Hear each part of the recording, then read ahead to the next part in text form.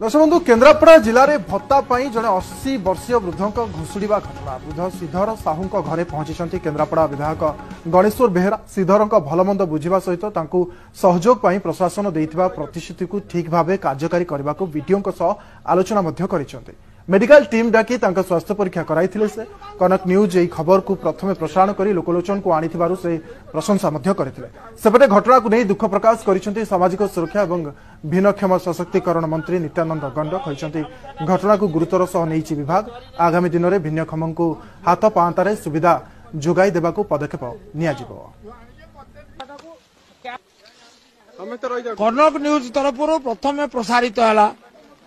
तेणु कनक न्यूज ये घटना लोकलोचन को आनिला धन्यवाद कनक न्यूज को। तापर माननीय उच्च न्यायालय ओडिशा हाईकोर्ट ये घटना को हाथ को नेले निर्देश देले पदाधिकारी जातु उच्च पदाधिकारी जातु तदंत करंतु एवं तत्क्षणात से क्षेत्र आमको अवगत करंतु। ये निश्चित भाव में गोटे बहादुर कथा कनक न्यूज पाई अनेक धन्यवाद। एवं आम मौसा को 3500 टंका न मिलला मिलवार विलंब है तुरंत न मिलला जेहेतु 81 वर्ष सरकार कह 80 वर्ष जार 3500 तार ये 81 वर्ष 5 मास है